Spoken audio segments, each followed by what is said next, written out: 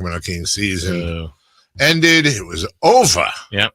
The postseason run was over before it started, Jason. It really was. Joining us right now, it's his fault. So send him the letters, Sacramento Kings insider for Sactown Sports. Well, let's put it this way. Look, I'm not saying anything, and don't take this personally. 100% of the time since you had a baby, the Kings have been blown out at home in the play-in. I'm not saying it's a coincidence. I'm not saying that's why it is. It's undeniable facts. Frankie Cartoscelli, good morning. It is. It is. And he hasn't stopped crying since. So that's honestly tells you something. But, they started off 3-0 after he was born, and they seemed like they were rolling pretty well. And then they peaked. I think around that first road trip in January when, the Fox stuff started kind of going sour. And, so I'm not sure if Frank Jr. is all to blame, but, we'll talk about it. Me and him will have a long talk tonight, and we'll see if we can get on the same page for next year. Let me ask you a parenting question before we get into the Kings, okay? And I just go with me here real quick. Just it's going to seem like I'm going a little off base here, but just I'm trying to make a point here. Let's say Frankie and I'm not making light of this. I'll choose alcohol. Okay. I'm not making light of alcoholism. I'm just asking you a fact here. Okay. Let's say that you had a debilitating alcohol issue and you just had a baby. Okay. Yeah. Would any part of you consider the fact that, you've had some good times and some bad times, but guess what? It's part of who you are. And as you're raising your kid, maybe at a young age, start slipping him a little bit of bourbon on the side, just so he could kind of understand what you're all about, what you've gone through. Is that something you'd consider in any capacity? I'm assuming there's a parallel here with exposing him to a certain sports team that has a negative influence on people's mental health. Am I getting close here? My daughter does not care about sports ball, but my 16-year-old son has known almost nothing but failure. And every once in a while, I do find myself wondering why I have really guided my child into being what will be a Sacramento Kings fans for life, despite the fact that from a sports point of view, it's by far the most abusive one-sided relationship I have ever, nor will I ever be in. So I wonder with new parents like you, going through a season like this year, seeing the ineptitude and colossal failure of the franchise once again, which is the norm, not the exception. Do you ever consider saying, hey, buddy, maybe pick one of the other 29 teams? Well, I mean, honestly, as someone who I'm 30 years old now, and myself personally, I grew up watching the early 2000s Kings team. So like when you're a kid, I mean, all I knew was the Kings being a successful winning franchise. Now, obviously the 17, 18 years that followed, I got conditioned as a teenager, a young man in life, now an adult, now a parent, to be just kind of used to it, which is a sad kind of norm, right? And I will say, being exposed to it does make you have thicker skin. And while that whole kind of way to view it as, oh, well, the Kings have been losers for almost 20 years, and they've had gut-wrenching roster turnover changes, coaching firings, failed relocation bids down the line. I mean, the list is long. I feel like that kind of crutch of leaning on it, saying, okay, well, makes me a tougher sports fan, that goes away after a while. So I do get your point that it might be more wise for Frank Jr. or other young fans to like somebody else. But at the same time, it would be, for fans out there, or for Frank Jr. And even my mom, who's like kind of tapped back into it this year and been kind of a new fan and is not used to the dysfunction. This year was really tough for her to deal with the dysfunction after how fun the last 2 years was. If you don't stick around, if they turn it around in 15 more years and they actually stick with it, you're going to miss out on it. So that's the silver lining. Stick around, guys, because maybe in 2 decades they can figure out again and not ruin it after 2 years. Because it seemed like up until a few months ago, the Kings really were on the verge, or they had it, in my opinion, coming into this year at least, they had it made. They had a young core. They had a relatively young star who wanted to be here. They had a head coach who with accolades, a GM with accolades, and meddling and just kind of souring the well has gotten us to the point where we are today. Well, and they're trying to improve that. I think they've always tried, haven't been able to do that, Frankie. The first step of the offseason was to part ways with Monty McNair, and now Scott Perry is in. I know you'll be, I'm sure, at the press conference tomorrow. What are some of the things that you personally want to hear from him, or that you want to hear the media ask him tomorrow? It'll be really intriguing to see, because kind of the elephant in the room now that the other elephant has left as far as who will be general manager is, what does this mean for Doug Christie's future? I mean, you have a GM now, and you still don't have any clarity on the head coaching situation. And I'm wondering, and I'm sure that's a majority of the questions to, at least to begin that presser tomorrow, probably will be, is Doug Christie your head coach? Is that someone you feel comfortable sticking with? And I do think that's the main question here, because you can't move into an offseason without those two roles on the same page. And we've learned before what it happens when you hire a head coach for a GM, or a GM before a head coach. You want to have people on the same page. So hearing Scott kind of say what he envisions as a leader in the locker room, who he envisions being in that spot next year, or if he comes out and says, hey, Doug's my guy, I'm going to stick with him, and the Kings maybe will announce that shortly after. It seems like all indications are that Doug will be the head coach, just based off of what we've been hearing for a little bit. I know that you guys have said the same. It seems like it's likely, but it's not a guarantee. So hearing Scott kind of say that would be huge out of the gates, but also kind of establishing a clear direction himself. And I think that those comments that were resurfaced recently from Scott saying how Zach LaVine is not a winning basketball player. I mean, those were a couple of years ago, I believe. That's wait a second. Hold on. Video. Hey, if only I had those queued up for the very next question. Let's listen in real quick to Scott Perry. No question that Zach LaVine can score the basketball. He has proven that his 9 years in the NBA. I know this is his 10th season. He has shot the ball well. He's a career 38% three-point shooter, explosive athlete. He has proven that he can score the basketball. Next thing that I look at is, does he impact winning? Zach LaVine has been to one playoff series in 9 years. So he's played a total of 4 basketball games, 4 playoff basketball games. So now I say to myself, I'm looking at paying 40 this year, 43, 46, and 49 million in subsequent years for a guy who, to this point, has not impacted winning to the level that his money says he should impact. Ugh. So how do you walk that back, Frank? I don't know how you walk that back, and I'm not sure how that didn't raise any alarm bells, because when you said in there that kind of line where I'm quote unquote I'm paying him blank, yeah, you are on the hook for that now. You are the one that's on the hook now for that 46, 49 million. I'm not sure how you walk that back. Can you get in a room and kind of say, can you twist it and say having Domas, or if we bring in a point guard that can really expand your game, maybe him not being a quote unquote 1A option can help. I don't know how you walk that back. It makes it interesting. I'm not sure if the Kings looked, I don't know if they scrubbed social media from a simple search of his name or I don't know. But it's that those are the questions that are going to have to be asked, and I'm sure that might come up tomorrow as well, because those are the contracts you have. You have 2 big contracts in Zach LaVine and Domantas Sabonis, a relatively large one in DeMar DeRozan. How do you restructure this roster or make it competitive?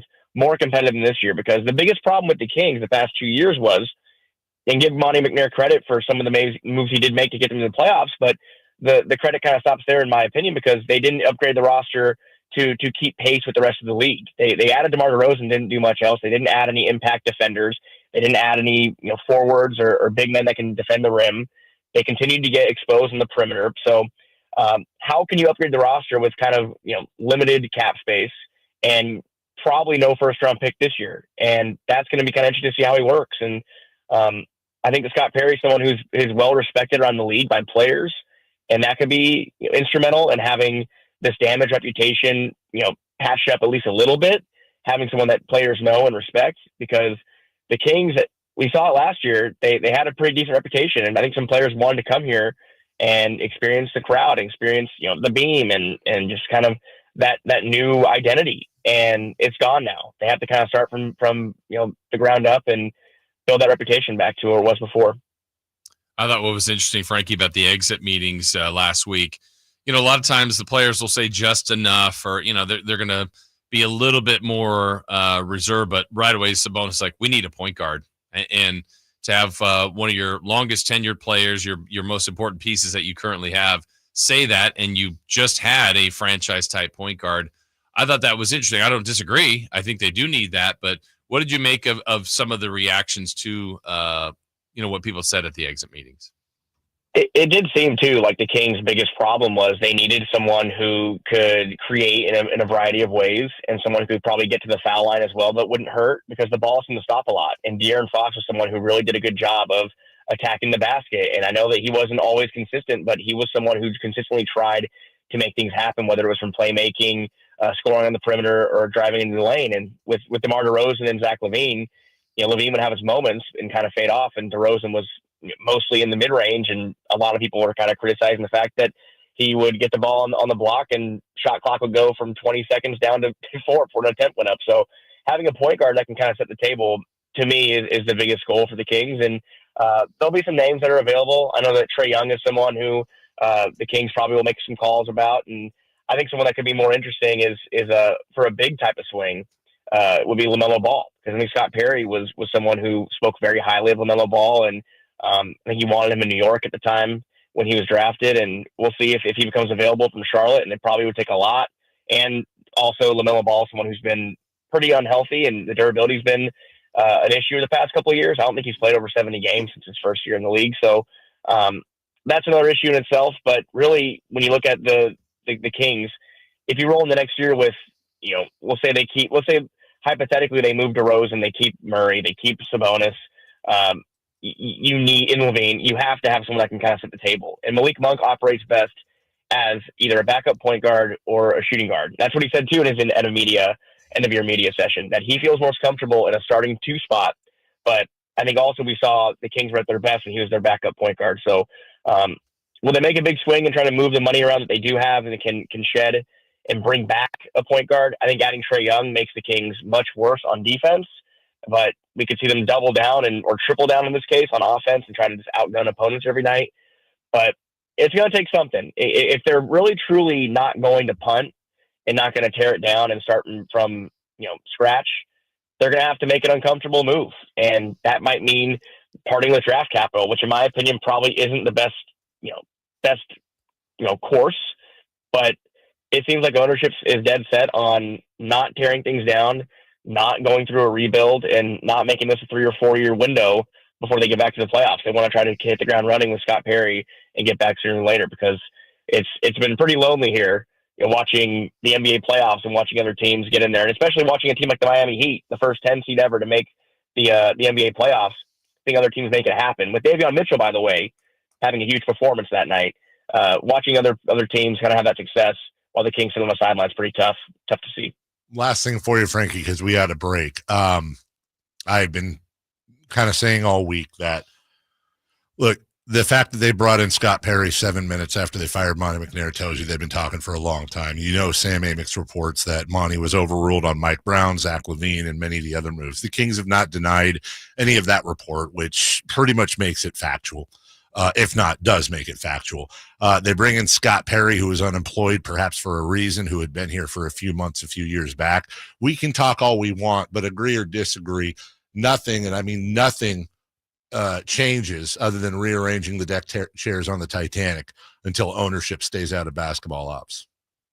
100%. And I think that you played it out pretty well yesterday, Dave, that it just seems like every time the Kings take a step forward, and I'm not sure if it's the fact that ownership can't help itself, or these visions that they have. And I think you guys brought up yesterday with Vivek, how many times has he hit? I mean, it's hard to know. I'm sure he's had some situations where things have worked out in his favor, but time and time again. And I'm going back to the decision to fire Mike Brown when they did, and to trade De'Aaron Fox when they did. Those decisions, in my opinion, were complete knee-jerk moves because of a lengthy losing streak. And the fact now that you're moving into an offseason with another bloated contract, and Zach LaVine, who is still a very good NBA player, but age 30. I mean, I just feel like you could have waited till the offseason to make these decisions and kind of have a minute to let things simmer. And I do think that the best version of the Kings were the one with De'Aaron Fox. And not to go back and just kind of open old wounds. It's just, I feel like they really mismanaged the situation, because if you're going to move Fox, and if Fox wasn't your guy, that's fine. And it seems like Fox is ready to move on as well. But you could have gotten much more back in return if you would have canvassed the rest of the league. And it's the same thing with the Luka Doncic Maverick situation with Los Angeles. It feels like the Kings really only contacted one team, the team Fox wanted to go to, which that's good. They did great. They did right by him, and maybe that'll hold some brownie points with Clutch Sports. But it just, you mismanage the next couple of years, I think, as far as assets go. You could have gotten back a young player with control. You could have gotten back at least one more pick, I think, or maybe more if it was another team that was more desperate for a point guard help or a star player, and you lost that opportunity because no one that you can trade at this point, Sabonis, DeRozan, Levine, will have that kind of value. And the players that you do have, Keegan Murray, maybe his value was hurt a little bit this year too as well. So not sure how you can, like you said, can you rearrange the deck chairs on the Titanic, or can you somehow save the Titanic? They put a movie out in the 80s called Raise the Titanic. I'm not sure if that's like scientifically possible. Probably not anymore. But they're gonna have to try their best, man. They're gonna have to try their best. That is Frank Cartoscelli. Brand new dad. Yep. Gonna take his kids down the same road I took mine. Good luck there. Good dadding on your part. And He'll be fine. He'll be fine. Yeah, because he's a Yankees fan. Wow. Yeah, he is. Yeah, because the Yankees have won so much over the past 15 years. It has. Oh no, we've only won once. 15 years for the Yankees. Oof. 16 years now. 6. Oh my God, I know, right? Sorry, moment of silence for Yankees fans. Sorry, it's just it's tough. Hopefully they can get back on track someday. Jason is glaring. I mean, how long has it been since they've been to a World Series? I don't want to talk about almost it. as bad as Boston fans have it. Shout out, pour out your mug of milk. Frankie, you've been great this whole year. We appreciate you, and I'm sure we will visit with you again should something happen, which of course it will with the Kings, and have fun watching the draft lottery like the rest of us.